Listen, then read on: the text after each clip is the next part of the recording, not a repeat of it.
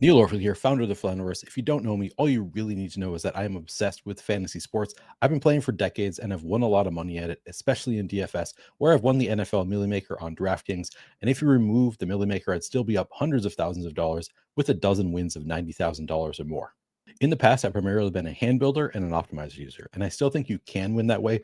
But in 2025, I think that's playing on hard mode. So this year, I've upped my game. I've partnered with Run the Sims, and throughout this NFL season, I'll be demonstrating how I'm using Run the Sims to try to win a lot of money again in 2025. I hope you'll join me and that we'll win a lot of money together. If you're interested in checking out Run the Sims, I've got some great news. If you use promo code Neil, you can get 50% off your first payment on any NFL product at Run the Sims. By the way, if you could, please do like the video and subscribe to the YouTube channel. I'm trying to get to 6,000 subscribers by the end of the NFL season, and I could really use your support. Without further delay, let's get into how I'm setting up Run the Sims for the Week 12 NFL main slate on FanDuel. You could just use the inputs on Run the Sims that are in there because, again, the Run the Sims team is some of the best DFS players in the world running the program, doing the projections. So if you just use the Sims and use the inputs that they have, you're probably going to have some success. You're going to have some plus EV lineups at the very least. So you don't really need to change any of the inputs at Run the Sims. I do like to do so because I spend a lot of time researching the slate. I form takes and I want to have lineups that reflect my takes. So I'm going to make some changes to the inputs. However, for the first time that I run the Sims, and again, I'll run the Sims usually 4 or 5 times on a given slate before I get to lineups that I really like. But for the first time that I run the Sims, I actually don't change anything to the inputs. You can change things at the team level, the number of points, the number of plays you expect a team to run, or like the volume, the rushing market share, et cetera, et cetera. All of that is customizable at Run the Sims. But for the first run of the Sims, I don't like to change anything in the inputs. The only thing that I do change is I make sure it's set up for the types of contests that I'm playing. So I'm playing large field contests. Typically, you're going to want to set everything in this settings tab according to the contest that you're playing. But for large field, I'm going to use 10,000 lineups. I'm going to set the size of the contest field to 15,000, the number of sims to 10,000, and then the payout structure I'm going to set to top heavy because, again, the large field contests typically are top heavy. I don't change anything here in the lineups field because I want to let the Sims tell me which lineups are good. So for example, if I set it to 59,000 to 60,000 salary range, there might be a lineup that uses 58,000 of the salary that pops to the top of the Sims pretty frequently in a given week. You never really know week to week what is going to pop to the top. So I don't like to be too restrictive. So I just leave it as is in these fields. I also don't require stacking typically because Run the Sims uses play-by-play sims along with contest level sims. The correlations are going to work themselves out, and typically the lineups you see at the top are going to be really well correlated anyway, so I don't need to force it. I'll just let the sims take care of that for me. The one thing that I will do down here is I have access to the Shady Portfolio tool. This is an add-on feature. You can buy it at Run the Sims, and I do have access to it, so I like to use it. What this does is provided by Shady Advice, one of the best DFS players in the world, and what really sets him apart is his portfolio diversification. This is a really sophisticated tool, but ultimately what it does is rather than just giving you the best, if I set it for 150, so say we're in a contest where you want to play 150 lineups, rather than just giving your lineups in order of their EV from top to bottom, it's going to give you the top 150 because I set it to 150. The top 150 lineups are going to be the lineups that make the most sense together within a portfolio. They're not going to cannibalize each other over the long haul. You're going to minimize your risk of ruin by using the Shady Portfolio Optimizer. So I like to use the Shady tool. So I'm going to use that here and set it to 150, the max of most contests. And then I'm just going to click this Sim Runner Pro button up here to get the Sims running. This will take a few minutes. I'm going to cut that part out of the video. The first run of the Sims is done. I'm just going to read off the top few lineups here and then go over my top player exposures from this first run. Top lineup here is Caleb Williams stacked up with Luther Burden, Romo Dunze, and DeAndre Swift. Does not have any bringbacks from the Steelers. Has Emmanuel Wilson, Amon-Ra St. Brown, Travis Kelce, Travis Etienne, and the Seahawks defense. Second lineup is Drake May single stacked with Stephon Diggs, has 2 bringbacks with Chase Brown and T. Higgins. Also has David Montgomery, Wan'Dale Robinson, Tyler Warren, Travis Etienne, and the Browns defense. Third lineup again, Caleb Williams, this time Romo Dunze and Luther Burden with Chase Brown, Emmanuel Wilson, Devonta Smith, Kyle Pitts, Jonathan Taylor, and the Packers defense. Fourth lineup, Drake May stacked up with Stephon Diggs, just another single stack.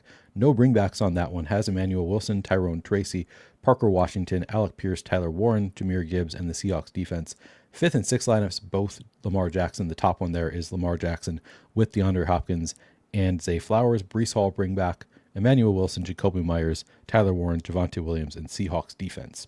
The quarterbacks I'm getting to in double digits are 24% Drake May, 19% Caleb Williams, 11% Sam Darnold. Running back, I'm getting to 71% Emmanuel Wilson, 31% Chase Brown, 13% Jahmyr Gibbs, 27% Travis Etienne, 11% Jonathan Taylor, 18% DeAndre Swift, 12% Javonte Williams, 11% Breece Hall. At wide receiver, I'm getting to 38% Stephon Diggs, 10% Amon-Ra St. Brown, 23% Jackson Smith and Jigba, 17% Rashee Rice, 21% Zay Flowers, 15% T. Higgins, 17% Wan'Dale Robinson, 17% Devontae Smith, 19% Rome Odunze, 15% Chris Olave, 13% Alec Pierce, 15% Luther Burden.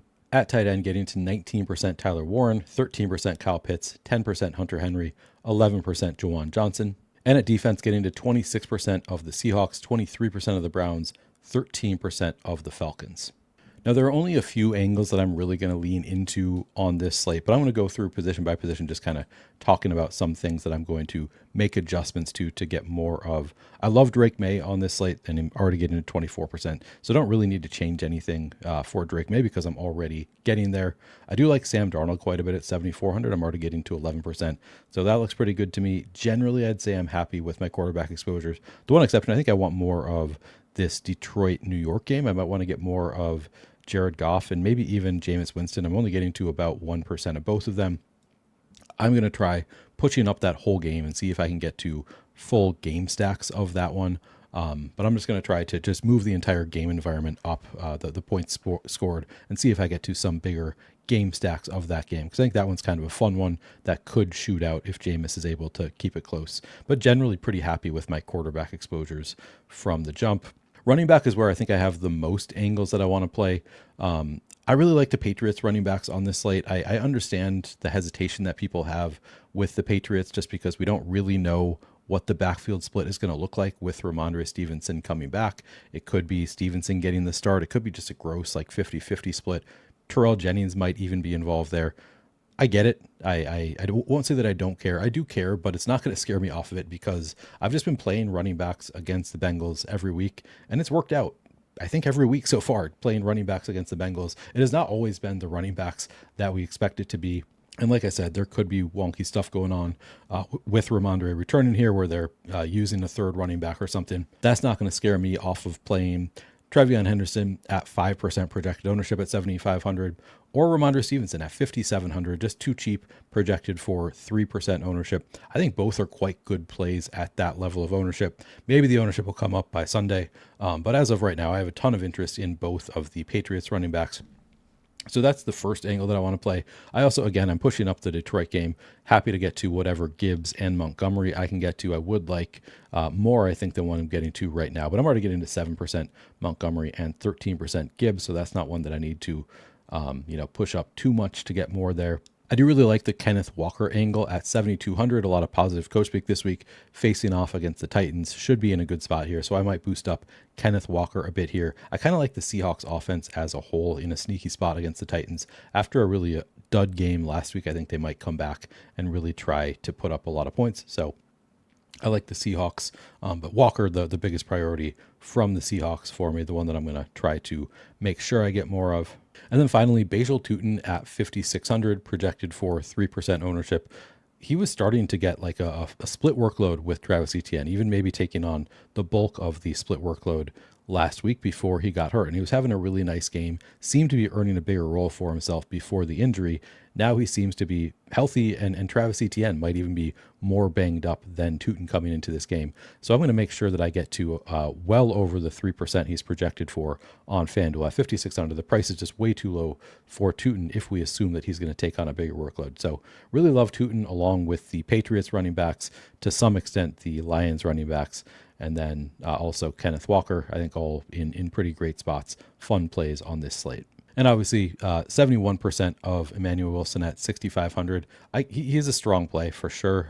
Josh Jacobs going to be out. So Emmanuel Wilson are, I think, almost certainly out at this point. Josh Jacobs. So Emmanuel Wilson should take on the bulk of the carries for the Packers. It's not a great matchup, and he's not quite as cheap as some of the other running backs that I like. So I'll still have a lot of Emmanuel Wilson, but if I lose some Wilson as I get to the others, I would be okay with that. At wide receiver, again, it's mostly going to be Patriots wide receivers for me. I'm just leaning into the Patriots going to put up a lot of points in this game. I don't know where they're going to come from, but I think they're going to come from somewhere. And my guess is multiple Patriots are going to put up scores that you really want to have in your lineup. So that's the angle that I'm playing in this game. It could go wrong. They could really spread the ball out quite a bit.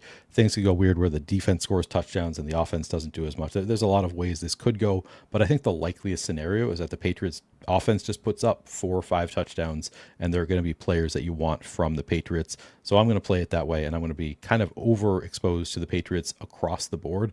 It does start with Stephon Diggs. I'm already getting to 38% there, 6,700. Really nice price tag on Diggs. So I'm going to lean in on Diggs for sure. But then even outside of Diggs, I like Kayshon Boutte quite a bit. He's just 5,800 projected for 2% ownership. I'm already getting to 7%. So glad to see I'm already over the field there. Don't need to do too much to get more of Kayshon Boutte. Mac Hollins also projected for 2% ownership.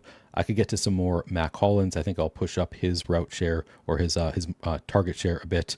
2% ownership, 5,700. I think he's a pretty strong play on FanDuel. And then Pop Douglas, also someone that I have a bit of interest in. He is 5,300, so you don't get that much of a price saving on Pop Douglas. For a guy who ran 40% of the routes last week, I still think he's capable of big plays just because of his splash play ability.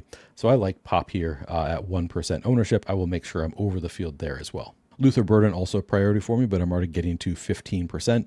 That looks good. I might just leave it as is for now. I'll consider pushing that up even more because I do really like Luther Burden on this slate, but happy that I'm already getting to a fair amount. Amon-Ra St. Brown, 9,200, already getting to 10%. As I push up the Detroit offense, I think I'll get to more of Amon-Ra naturally, but happy to get to more there. I do like the Detroit passing game. And then also Jamison Williams, 7,100, projected for 11% ownership. I'd like to get to more of JMO as well. On the Giant side, I think Darius Slayton, the biggest priority for me, 5,600 projected for 2% ownership, could really set up nicely with Jameis Winston, could be in for some big games for Darius Slayton. Unclear at this point, they haven't played together yet, but I'm excited to see what Darius Slayton might have with Jameis Winston, so I'm going to push up his rates a little bit as well. At tight end, I think Trey McBride looks fine at 8,500. He's a little bit expensive, but he's been great, so I'm fine getting a bit there. The biggest priorities for me are Hunter Henry at 5,300, projected for 9% ownership. I'm going to make sure I get at least double, maybe triple the field of Hunter Henry at 5,300. I think he's in a great spot, probably going to catch a lot of balls and maybe score a touchdown here. So yeah, Hunter Henry in this matchup with Cincinnati looks like a fantastic play to me. Then the other one is Mike Gesicki is just 4,000. That's way too cheap for Mike Gesicki. His role with Jamar Chase out, we saw it last year when T. Higgins was out. Gesicki looked great. So at the minimum $4,000 price tag, I'm going to make sure that I'm getting to some Gesicki at 5% projected ownership. That looks like a great spot to target. So again, the first thing I'm going to do, because I like the Patriots kind of across the board, I'm just going to move up their points scored just to get to more of them. Also, I'm going to move the Patriots points scored up to all the way up to 32 to see if I can get a lot of Patriots in my lineups. I'll move the pace from 61.6 to 63 plays run. I particularly like the running backs on the Patriots, or I should say, I'm already getting a fair amount of Drake May. I do actually like the passing game quite a bit as well, but I think the running backs are going to be tougher to get to, so I'm going to actually move up the rush rate from 50.8% to 52%. I'm also going to move a bit of Drake May's rushing market share to the running backs because I think I'll still get a fair amount of Drake May after moving up the point scored. I'm not that concerned about it, so I'm going to move the rushing market share. First, I'm going to click the Smart Adjust button, so it will proportionally change when I change the rushing market share. It will proportionally change the rushing touchdown market share as well. So I'm going to move Drake May from 22% down to 12%, so taking away 10% of the rushing market share from Drake May. And then I'm just going to give that to Stevenson and Henderson.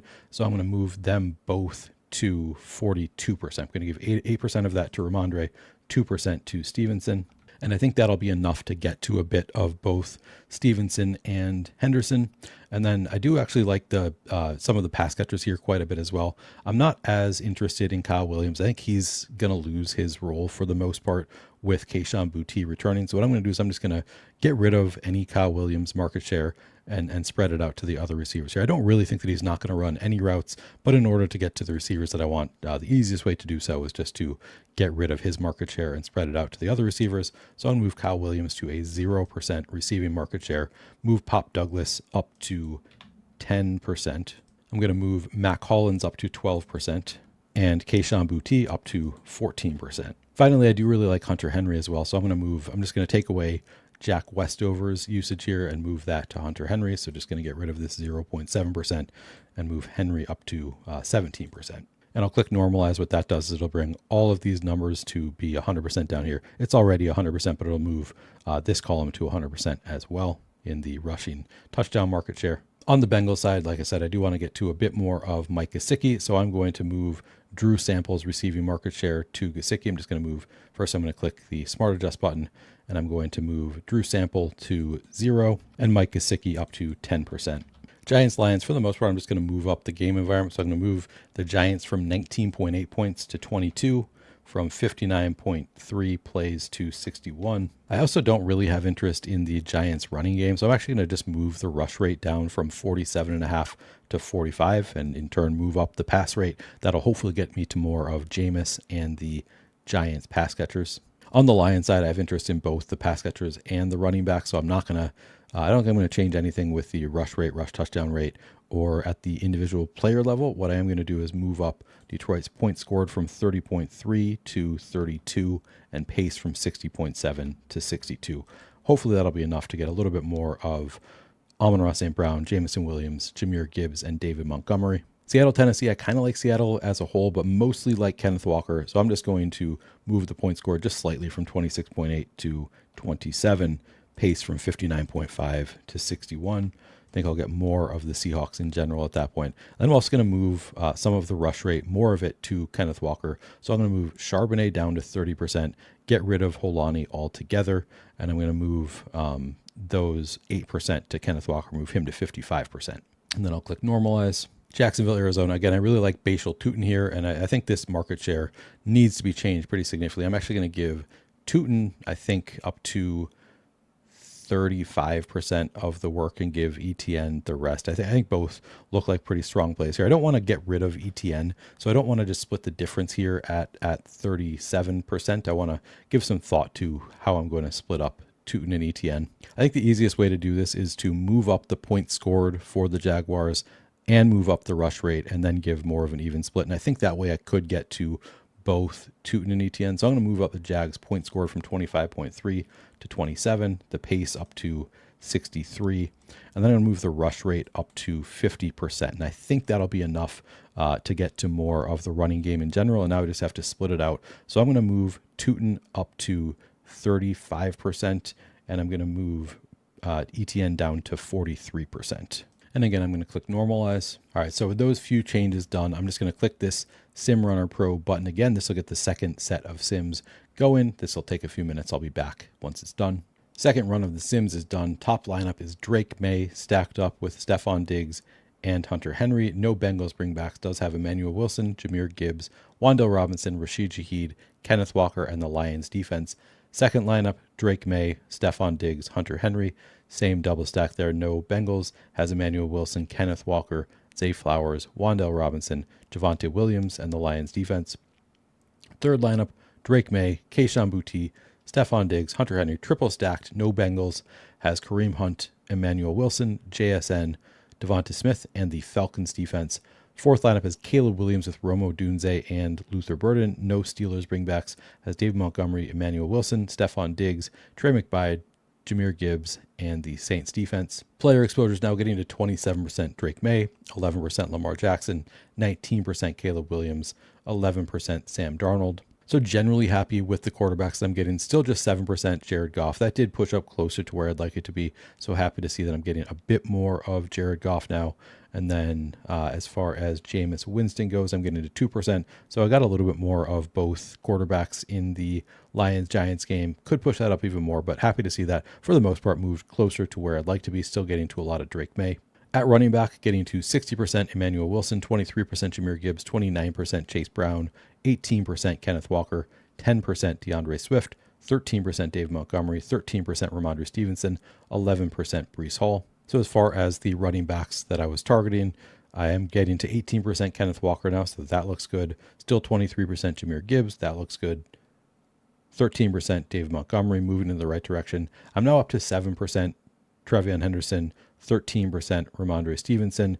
That looks great. I'm loving that I'm getting to 13% Ramondre Stevenson now. Wouldn't mind getting to even more Trevion Henderson if he really does come in at 5% ownership. It's going to be really contingent on ownership, though, so I'm going to pay close attention to what those numbers look like tomorrow. But I think I'm going to be pretty in on the Patriots running backs as long as they don't get super steamed before lock into like double-digit ownership. If they get up to 20% or so, then at that point it would be a pretty big fade, I think. But as long as they're in single digit, maybe barely double digit ownership, I'm gonna have a lot of interest in both Patriots running backs. Only 4% Tootin. I think I can push that. I would like to get more of that. He's only 5,600, so really nice price tag on Tootin. So he's kind of a priority for me. I'll make sure that I get to more in the next run, give him maybe more of the rushing workload, or just give the Jaguars more of a rushing market share, push them to be more run first rather than pass first, because I like Tootin and I also like ETN a little bit. Wide receivers, I was mostly focused on getting to more of the Patriots receivers with a bit of the some Lions interest also, and Giants a little bit. So I'm getting to 41% Stephon Diggs. That looks great. 20% Amon-Ra St. Brown. Cool with that. 34% Wan'Dale Robinson. I might want to move some of my Wan'Dale to Darius Slayton. Not that I mind getting to a lot of Wan'Dale at 5,900. I do think that they should be throwing a lot, but I want to make sure that I'm getting to some of all of the Giants receivers. So I'll have to double check that. I'm getting to 8% JMO now. That looks pretty good. 15% Boutte looks great. Well over the field there. Still just 3% Slayton. I'd like to get to a bit more Slayton.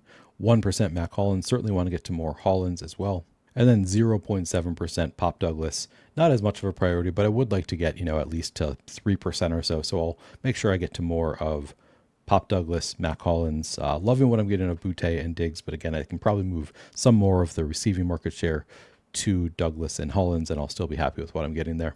In all, the wide receivers I'm getting to in double digits in this run, though, I got to 41% Diggs, 20% Amon-Ra St. Brown, 25% JSN, 14% Rashee Rice, 34% Wan'Dale Robinson, 21% Zay Flowers, 13% Devontae Smith, 27% Rome Odunze, 11% Alec Pierce, 15% Kayshon Boutte, 11% Luther Burden. Tight ends in double digits get into 15% Tyler Warren, 22% Hunter Henry, 11% Brock Bowers. My priorities here were Hunter Henry and Mike Gesicki, so happy to see that I'm getting to 22% of Hunter Henry now.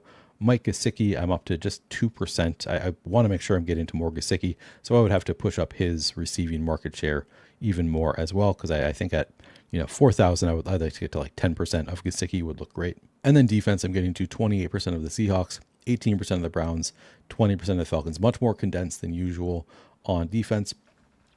I usually don't change things much within the defenses. Here maybe I would think about lowering the sack rate here, or doing something to spread out my defense exposure a bit. But usually, I don't do anything. I kind of just let the Sims give me whatever defenses they will. So I might not actually change anything. If they end up being super condensed on Sunday, I might just leave it. I'll have to think about that because I don't have any really strong defense takes. I usually think I'll just let the Sims do it because they correlate really well with lineups. Could just leave it and get to a lot of the Seahawks, Browns, and Falcons, but we'll see if those numbers hold on Sunday. All right, that's going to do it for this video. Not going to keep running the Sims. Usually, again, I would run the Sims 4 or 5 times before I get to lineups that I really like. And here you could see I didn't quite get to exactly the exposures that I'd like, but you can, go back and tweak things a bit by bit until you get to lineups that you like. I do have some bits that I need to change to get to some of the players that I'm still not getting to as much as I'd like, but I'm not going to, again, continue to do that. That'd be a really long video. Happy with where we're at here. So I'm going to sign off. If you could, please do like the video and subscribe to the YouTube channel. I'll be back on Sunday night breaking down the Sunday night football game about 80 minutes prior to lock, and I hope to see you there. Good luck this weekend.